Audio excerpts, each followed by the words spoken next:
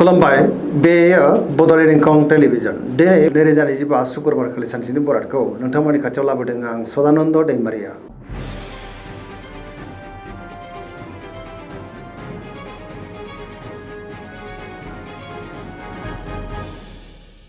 सिगां फरायनो लादों मेष राशि गिबि हांखो अ ल।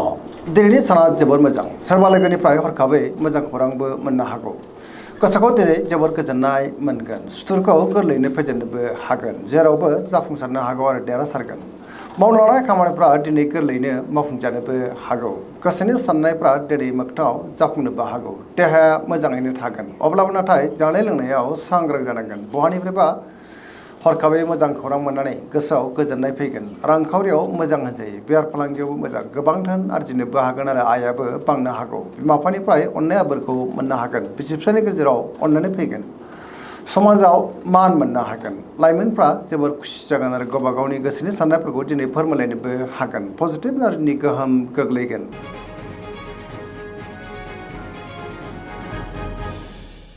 वृष राशि गिबि हांखो इ उ ब। दिनैनि साना मोजां आरो गाज्रिनि गेजेरजोंनो बाबेनलांनो हागौ। गोसोआव गोनो गोथो साननायबो फैनो हागौ। गावनि गोसोनि साननायफोरखौ दिनै गुबुननो फोरमायनो गोब्राब जागोन। माबा मोनसे जेंनाजों मोगा मोगि जानांनोबो हागौ। मावनो लानाय खामानिखौ दिनै मावफुंनो गोब्राब जागोन। समाजाव मानहानि जानांनोबो हागौ। रांखावरियाव बारा मोजां नङा, नाङा फाङा खरसाया दिनै बांनोबो हागौ। बेफार फालांगियावबो बारा मोजां नङा होनजायो। न'खराव बिसि फिसायनि गेजेराव अननानै फैगोन, सोरजोंबा रायखोमाजानो हागौ। गुबुननि थाखाय नाङा फाङा जेंनायाव गोग्लैनांनोबो हागौ। मोनफ्रोमबो बिथिङावनो दिनै सांग्रां जानाया गाहाम। नेगेटिभ एनार्जिनि गोहोम गोग्लैनोबो हागौ।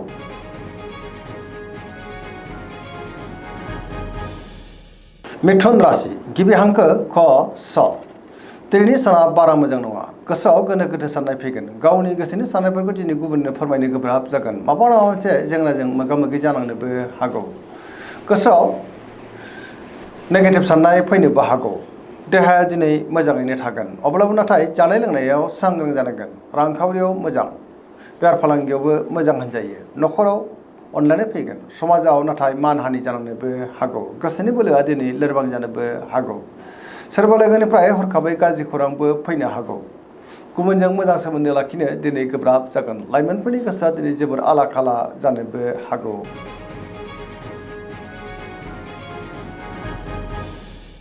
कर्कट राशि गिबि हांखो ड ह। दिनैनि साना जोबोर मोजां, गोसोखौ जोबोर गोजोननाय मोनगोन। गुबुननि थाखाय दिनै गोबां मोजां खामानि मावनानै होनोबो हागोन। बहाबा दावबायोब्ला दिनै जोबोर मोजां आरो मोजाङैनो हान्थिनोबो हागोन। पजिटिभ एनार्जिनि गोहोम गोग्लैगोन। गोसोआव गोथों आरो गोग्गो साननाय फैगोन। पजिटिभ साननो रोंगोन। रांखावरियाव मोजां होनजायो, बेफार फालांगियावबो मोजां, मोननो गोनांखौबो मोननो हागौ। गुबुननिफ्राय दिनै थोजासे हेफाजाब मोननोबो हागौ। बिमा बिफानिफ्राय अननायफोरखौ मोननो हागोन। समाजाव मान मोनगोन। फरायसाफ्रा दिनै फरायनायाव गोसो दुंखांगोन आरो मोजां फिथाइ मोननोबो हागोन।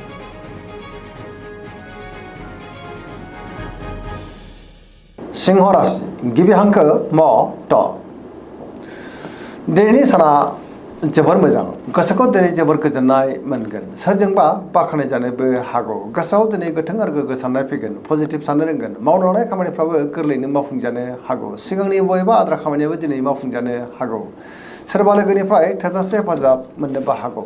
बहाबा दावबायोब्ला दिनै जोबोर मोजां आरो मोजाङैनो हान्थिनोबो हागोन। रांखावरियाव जोबोर मोजां होनजायो, बेफार फालांगियावबो जोबोर मोजां मुलाम्फा मोननोबो हागोन।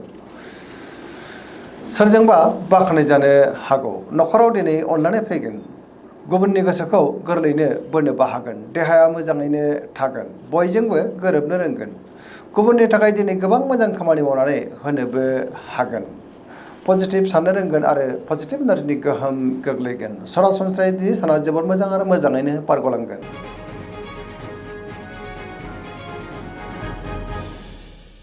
कन्या राशि गिबि हांखो प ट।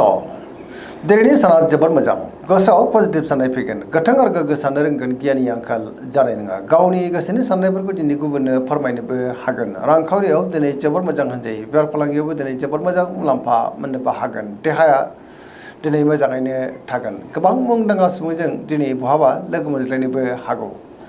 न'खराव बिमा बिफानि अननाय आबोरखौ मोननो हागोन। बिदा फंबायनिफ्राय हेफाजाब मोननो हागोन। गोबां खामानियाव दिनै मुखुब थायोब्लाबो गोसोखौ दिनै जोबोर गोजोननाय मोनगोन। सोरजोंबा बाख्नायजानोबो हागौ। पजिटिभ एनार्जिनि गोहोम गोग्लैगोन लाइमोनफ्रा दिनै गावबा गावनि गोसोनि साननायफोरखौ फोरमायलायनोबो हागोन।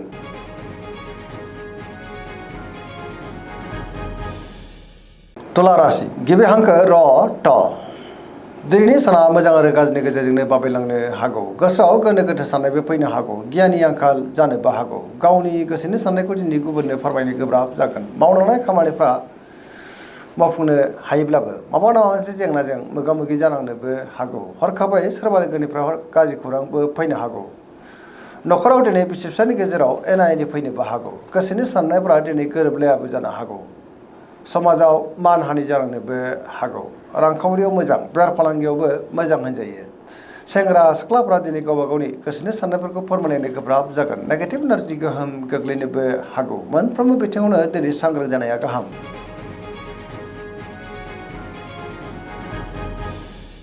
वृश्चिक राशि गिबि हांखो न स दिनैनि साना जोबोर मोजां पजिटिभ एनार्जिनि गोहोम गोग्लैगोन समाजाव गोबां मान मोनगोन गोबां मुंदांखा सुबुंजों दिनै बहाबा लोगो मोनज्लायनोबो हागौ गोसोआव गोथों आरो गोग्गो साननाय फैगोन मावलांनाय खामानिखौ थि समावनो आरो गोरलैयैनो मावफुंनोबो हागोन गुबुननिफ्राय थोजासे हेफाजाबबो मोननो हागौ गोसोनि बोलोआ बांगोन समाजाव दिनै बयजोंबो मान होजागोन बिदा फंबायनिफ्राय थोजासे हेफाजाब मोननानै गोसोआव गोजोननाय फैगोन रांखावरियाव जोबोर मोजां होनजायो बेफार फालांगियावबो जोबोर मोजां मुलाम्फा मोननोबो हागोन देहाया दिनै मोजाङैनो थागोन फरायसाफ्रा दिनै फरायनायाव गोसो दुंखांगोन आरो मोजां फिथाइ मोननोबो हागोन लाइमोनफ्रा जोबोर रमान्टिक जागोन आरो गावबा गावनि गोसोनि साननायफोरखौ दिनै फोरमायलायनोबो हागोन।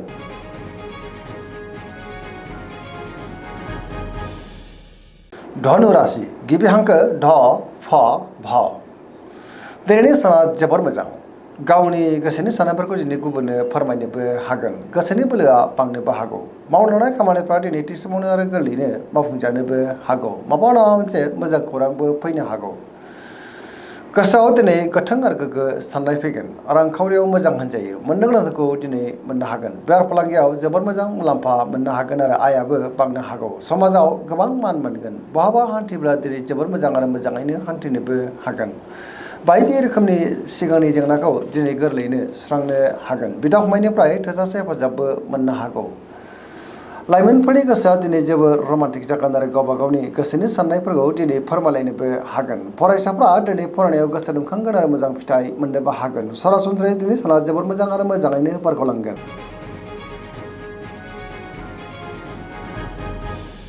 मकर राशि गिबि हांखो ख ज दिनैनि साना जोबोर मोजां गोसोनि साननायफ्रा दिनै मोगथाङाव जाफुंनोबो हागौ मावलांनाय खामानिखौ थि समावनो आरो गोरलैयैनो मावफुंनोबो हागोन रांखावरियाव जोबोर मोजां होनजायो बेफार फालांगियावबो दिनै जोबोर मोजां मुलाम्फा मोननोबो हागोन मोननो गोनांखौबो दिनै मोननो हागौ सोरजोंबा बाख्नाय जानोबो हागौ गुबुनजों दिनै मोजां सोमोन्दो लाखिनो रोंगोन मोनफ्रोमबो खामानिखौनो दिनै गोरलैयैनो मावफुंलांनो हागोन गोदान खामानियावबो आखाइ होजेननो हागोन बिदा फंबायनिफ्राय हेफाजाबखौ मोननो हागोन सेंग्रा सिख्लाफ्रा दिनै गावबा गावनि गोसोनि साननायफोरखौ फोरमायलायनो हागोन फरायसाफ्रा दिनै फरायनायाव गोसो दुंखांगोन आरो मोजां फिथाइ मोननोबो हागोन पजिटिभ एनार्जिनि गोहोम गोग्लैगोन।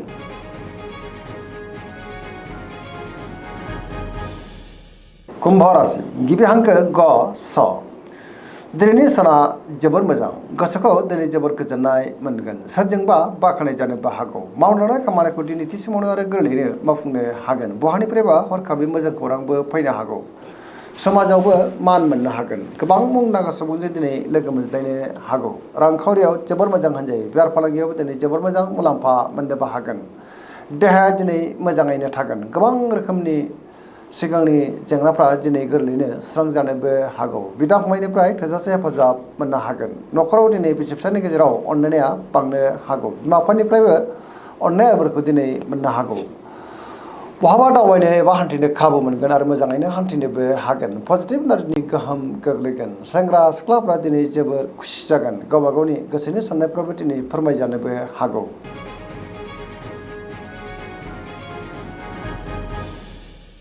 मीन राशि गिबि हांखो ड स दिनैनि साना मोजां आरो गाज्रिनि गेजेरजोंनो बाबेलांनो हागौ गुबुननि थाखाय दिनै नाङा फाङा जेंनायाव गोग्लैनांनोबो हागौ माबा मोनसे जेंनाजों मोगा मोगि जानांनो हागौ गोसोआव दिनै नेगेटिभ साननाय फैनोबो हागौ गोसोनि बोलोआ लोरबां जागोन गावनि गोसोनि साननायखौ दिनै गुबुननो फोरमायनो गोब्राब जागोन देहाया मोजाङैनो थागोन अब्लाबो नाथाय जानाय लोंनायाव सांग्रां जानांगोन रांखावरियाव बारा मोजां नङा नाङा फाङा खरसाया दिनै बांनोबो हागौ बेफार फालांगियावबो बारा मोजां नङा होनजायो सोरजोंबा रायखोमा जानोबो हागौ लाइमोनफोरनि गोसोआ दिनै जोबोर उरां फारां जागोन गावबा गावनि गोसोनि साननायफोरखौ दिनै फोरमायलायनो गोब्राब जानोबो हागौ आरो नेगेटिभ एनार्जिनि गोहोम गोग्लैनोबो हागौ